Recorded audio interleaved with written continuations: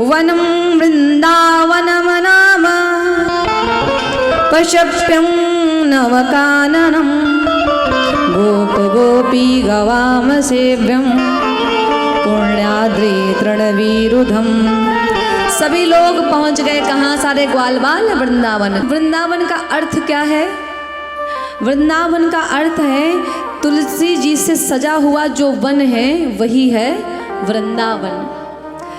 वृंदावन का अर्थ है कि जहाँ किशोरी जी सदा अपनी सखियों के साथ निवास करती हैं, वो है श्रीधाम वृंदावन महाराज।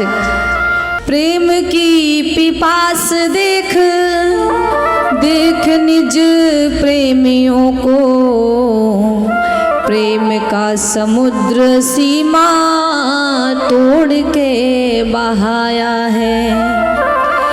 भावुक रसीले जन,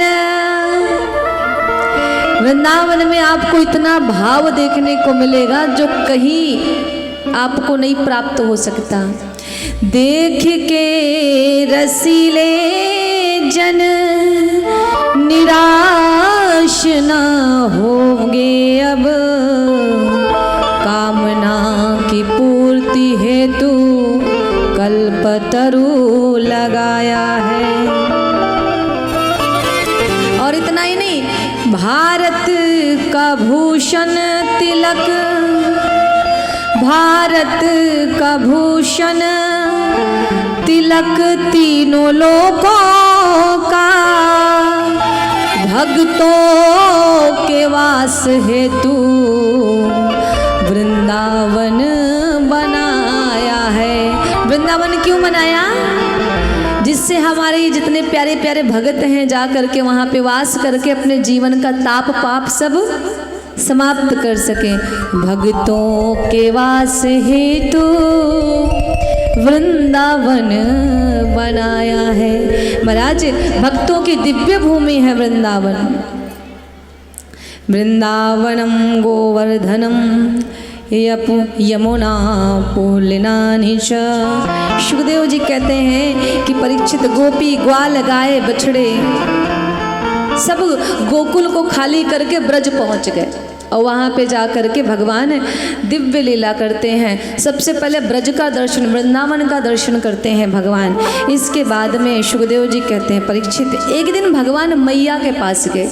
बोले मैया मैं तो अब बड़ा हो गया हूँ, मैं देखता हूँ कि सब गोचारण करने जाते हैं, सारे ग्वाल गायों को चराने जाते हैं, तू मुझे क्यों नहीं जाने देती? तो मैया ने कहा अभी तू छोटा है, तू गायों को संभाल नहीं पाएगा। तो कन्हैया ने आज हठ कर लिया कि अब तो मैं भी जाऊंगा गोचारण करने। तो मैया ने कहा एक काम कर, तू गायों को मत चरा, अभी तू छोटे छोटे बछड़ों को लेकर के जा चराने, तू भी छोटा वो भी छोटे, तो तू संभाल लेगा। भगवान अब निकल पड़े।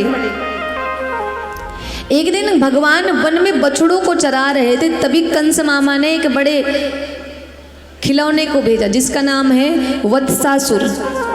वत्सासुर विशाल राक्षस है जो बछड़े के रूप में भगवान का वध करने के लिए आया।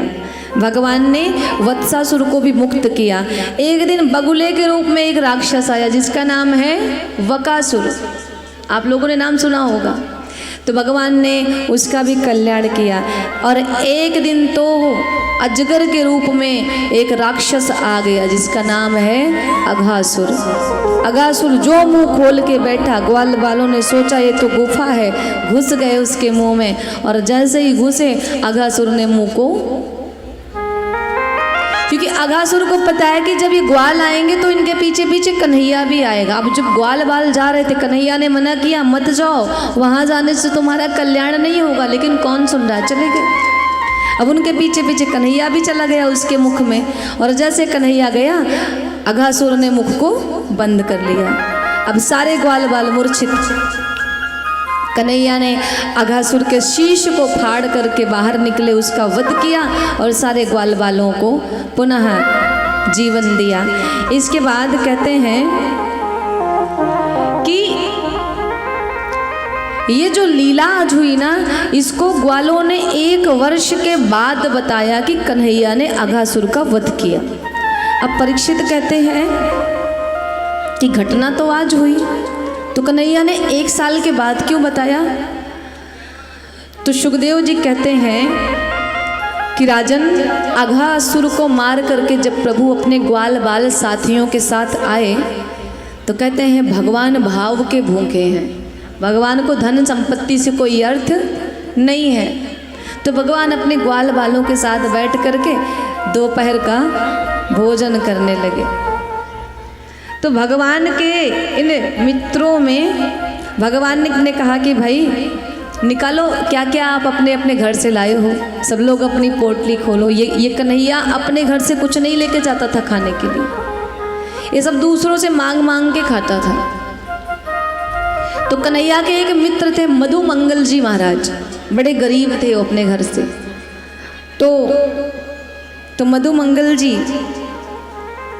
ने देखा कि कन्हैया तो सबके घर का आया हुआ थोड़ा थोड़ा भोजन ग्रहण कर रहा है और मैं तो बड़ा गरीब। आज कन्हैया जब सबका लेकर के खा रहे थे तो मधु मंगल जी महाराज ने अपनी उस खोला डब्बा, तो उसमें क्या था, 2 दिन की पुरानी कढ़ी थी। अब वो खट्टी हो चुकी थी कढ़ी। मधु मंगल ने सोचा कि ये जो कढ़ी है बड़ी खट्टी है। अच्छा, भगवान को पता है आपको सबसे ज़्यादा क्या प्रिय है भोग में? माखन मिश्री के अतिरिक्त कढ़ी और कढ़ी चावल भगवान को बड़ा प्रिय है। तो भगवान देख रहे हैं मधुमंगल की तरफ। अब वो सोचता है कि ये 2 दिन 3 दिन पुरानी खट्टी कढ़ी जब मेरे कन्हैया खाएंगे तो कितनी उनको पीड़ा होगी, कष्ट होगा, खट्टा लगेगा। तो आज मधुमंगल ने क्या किया, देखा कि भगवान सबके पोटली में से खा रहे हैं, तो मधुमंगल ने डब्बा खोला और एक ही बार में जितनी सब कढ़ी थी गटक गए। भगवान ने देखा, अच्छा भाई मुझसे होशियारी, भगवान आज तो कन्हैया मचल गए। बोले भाई सबने दिया, आपने क्यों नहीं दिया? मधुमंगल ने कहा, कन्हैया अब आज तो मैंने समाप्त कर दिया, अब कल जो लेके आऊँगा उसमें से ले लेना। कन्हैया ने कहा, मुझे तो आज ही पाना है, जो कढ़ी तुमने पाई वही कढ़ी मैं पाऊँगा। मधुमंगल कहते हैं, अब तो ख़त्म हो गई, अब कहाँ से पाओगे, मैंने तो पूरा पी लिया। कन्हैया ने कहा, मेरे हिस्से की कढ़ी तो अभी भी बची हुई है, मैं अपने हिस्से की कढ़ी अभी पा लेता हूँ। आज कन्हैया मेरे ठाकुर इतना प्रेम करते हैं अपने भक्तों से। मधुमंगल महाराज के पास गए, सर को पकड़ा और ठोड़ी से उनके चेहरे को उठाया और यहाँ पे जो कढ़ी पीते हुए लगी थी, भगवान जीभ निकाल के चाटने लगे उस कढ़ी को। बोलिए भक्त वत्सल भगवान की। और ये दृश्य ब्रह्मा जी देख रहे थे अपने लोक से। वो विचार करते हैं, ये कृष्ण, ये नारायण नहीं हो सकते, भला भगवान किसी का जूठा खा सकते हैं क्या? हम कहते हैं भाई साफ सफाई से भोजन बनाओ, भगवान को भोग लगाना है, तो भगवान जूठा किसी का खा सकते हैं, लेकिन ये तो खा रहा है, ये नारायण नहीं हो सकता, मुझे इसकी परीक्षा लेनी चाहिए। अब क्या हुआ कि किसी ने आवाज़ लगाई कि भाई आपके गायें सब गलत दिशा में जा रही हैं। तो भगवान ने कहा कि भाई आप लोग भोजन करो, मैं उनको लेकर के आता हूँ। भगवान गायों को देखने गए तो ग्वाल बाल गायब। ब्रह्मा जी आए, सबको उठा ले गए। अब जब गायों को देख लिए, यहाँ आए तो उधर से गायें सारी गायब हैं। ब्रह्मा जी उनको भी ग्वाल बाल और गायों को ब्रह्मा जी ब्रह्मलोक उठा के लेके चले गए। अब तो कन्हैया सब समझ गए कि ये लीला किसकी है। क्या जवाब देंगे शाम को सब जब घर जाएंगे? तो आज कन्हैया ने अपने ही स्वरूप से उन सारे ग्वाल बालों को पुनः निर्मित किया। वैसे ही ग्वाल वैसे ही गाय अपने स्वरूप से। आज जब शाम को सुखदेव जी कहते हैं कि जब ये ग्वाल बाल गए ना, तो इनकी माताएं अब और भी अधिक अपने बच्चों से प्रेम करती हैं। क्यों? क्योंकि प्रत्येक ग्वाल के भीतर, प्रत्येक गायों के भीतर भगवान श्री कृष्ण की छवि उनको दिख रही है। बलराम भैया की दृष्टि पड़ी, बोले कन्हैया ये क्या गड़बड़ घोटाला किया हुआ, जरा मुझे तो बता, मैं तो सब जान गया कि ये तू ही है इन सब में।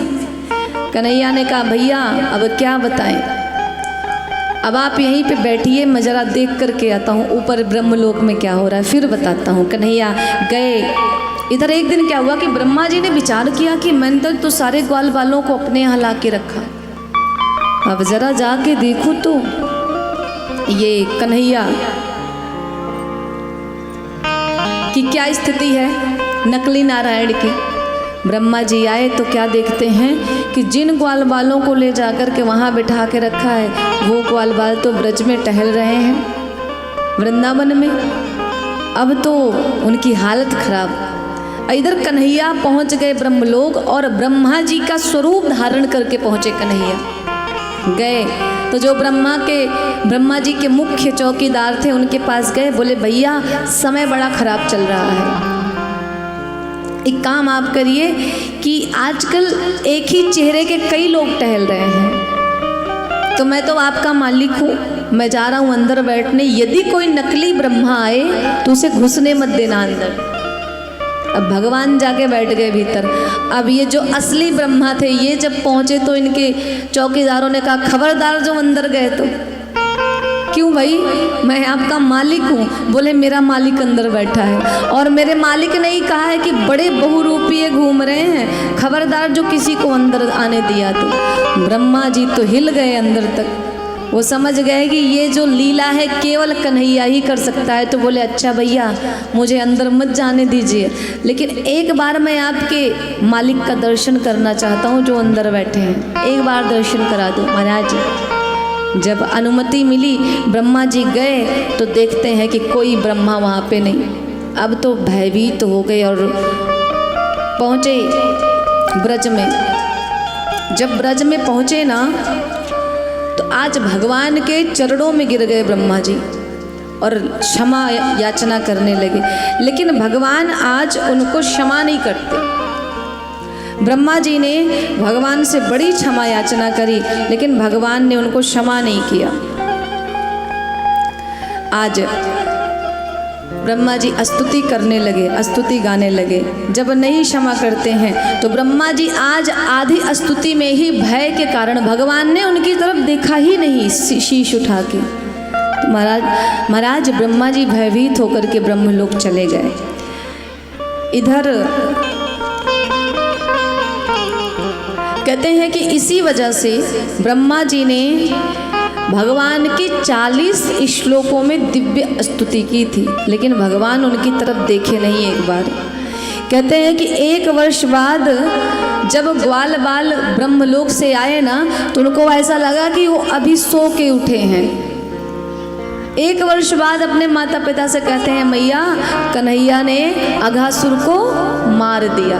आज 1 वर्ष के बाद पता चला। इस प्रकार सुखदेव जी कहते हैं कि कन्हैया की नज़र उतारी मैया ने कि राक्षस को मारा इसने।